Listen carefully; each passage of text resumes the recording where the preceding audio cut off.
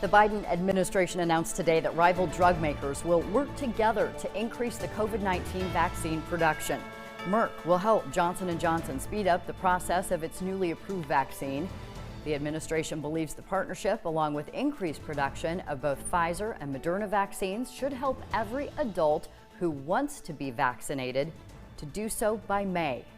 That increased supply has Iowa health officials eyeing their own timelines. And tonight, Aaron, we know that Polk County's current plans differ slightly from the state guidelines. Our political director, Dave Price, joins us now to explain how these local officials are trying to stay nimble for this, Dave. Yeah, and bottom line, everything can change, but here's how it is as of this point. So seniors, healthcare workers, teachers, childcare, and law enforcement employees are already in the process of getting vaccinated. 187,000 statewide are now fully immunized, according to the state public health department. Now, there is a difference here, though, in how Polk County and the state will lay out what is ahead for other groups of Iowans. And here's what we mean. It involves the tier 2 here. So if you follow the yellow on this big chart, we're talking about essential workers who work in food processing, agriculture production, distribution, and in manufacturing. And if you follow the timeline, you see here in April, that's when they think the state does that they can immunize large amounts of people in that group. So starting next month, they could reach that point. Polk County's health director, though, said today that she may have to prioritize this. So for this group of people, she may have to initially limit it to people who have underlying health conditions. Get those people vaccinated first.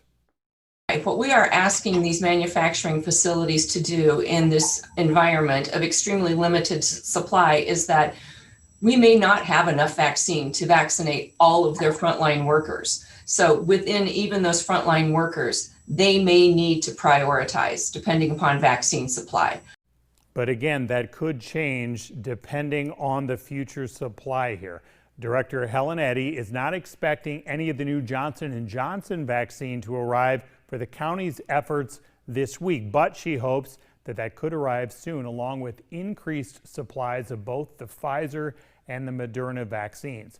Now, the chair of the Polk County Board of Supervisors reminded people today about how challenging predicting future supply of the vaccine is.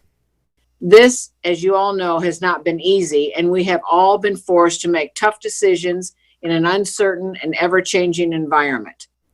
Now, you might remember that last week, Polk County Health alerted people that it could be 14,000 doses short since it did not set aside the second doses of the Moderna vaccine and instead used those doses for first doses for other people. They assumed that supply would increase, and it didn't increase enough.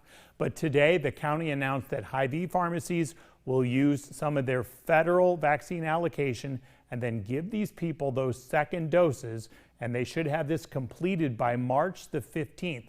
There had been concern that some of these people would not be able to get that second dose within the 28 to 42 day CDC guidelines. But now the county health director said that should no longer be a concern. Yeah, it seems like there's a lot more grace built into all of this process. Thanks for the update tonight, Dave.